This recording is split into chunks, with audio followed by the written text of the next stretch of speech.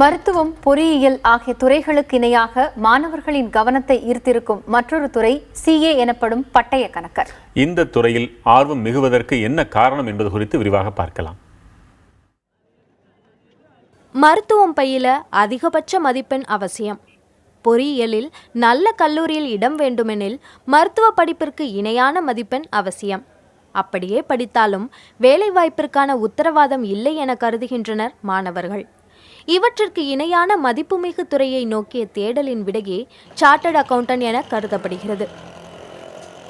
சிஏனாலே பொதுவாக எல்லாருக்குமே ஒரு மிஸ்கன்செப்ஷன் இருக்குது, யாராலையும் பாஸ் பண்ண முடியாது, அது பொதுவாக ஒரு ஃபெயிலியர் கோர்ஸ் அப்படின்ட்டு. ஆனால் கிடையாது, என்னால் முடியும், சொசைட்டிலே நான் நல்ல ரெஸ்பெக்ட் வருவேன், நானும் ஃபஸ்ட் ரேங்க் எடுத்து பாஸ் ஆவேன், அந்த மாதிரி கான்ஃபிடன்ஸ் தான் நான் சிஏ எடுத்தேன்.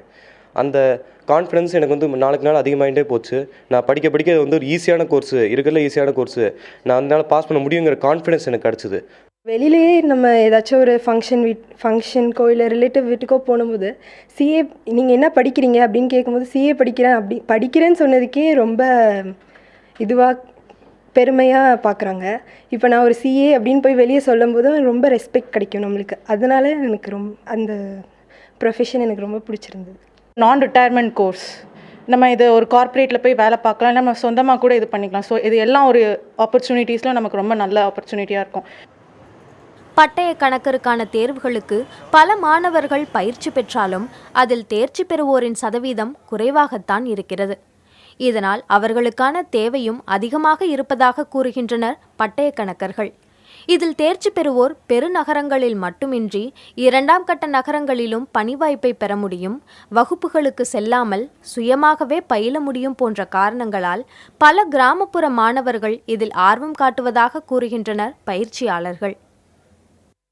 இங்கே சார்ட்டர்ட் அக்கவுண்டன்சியில் வேலை கிடைக்காமல் இருக்கிறதுக்கான வாய்ப்புகளே கிடையாது. ஏன்னா முடித்த உடனே வேலைக்கும் போகலாம், நீங்கள் சொந்தமாக ப்ராக்டிஸ் வச்சு ஆடிட்டராகவும் பண்ணலாம், உங்கள் இடத்துலையே நீங்கள் உங்கள் ஆஃபீஸ் போட்டு பெரிய ஆள் ஆகிறதுக்கான வாய்ப்புகளும் இருக்கலாம்.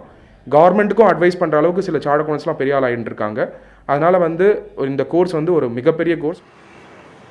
12ஆம் வகுப்பு முடித்து நேரடியாகவும் பட்டம் பெற்ற பிறகும் கூட CA தேர்வுகளுக்கு விண்ணப்பிக்க முடியும்.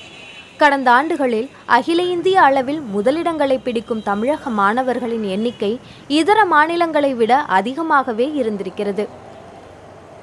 இந்தியாவிலேயே சார்ட்டர்ட் அக்கவுண்டன்ட் பயிற்சிக்கு தமிழகம் ஒரு நல்ல தளமாக உருவாக்கி வருகிறது என்பது மகிழ்ச்சிக்குரிய விஷயமாகவே கருதப்படுகிறது. புதிய தலைமுறைக்காக ஒளிப்பதிவாளர் நரேஷுடன் அபிநயா.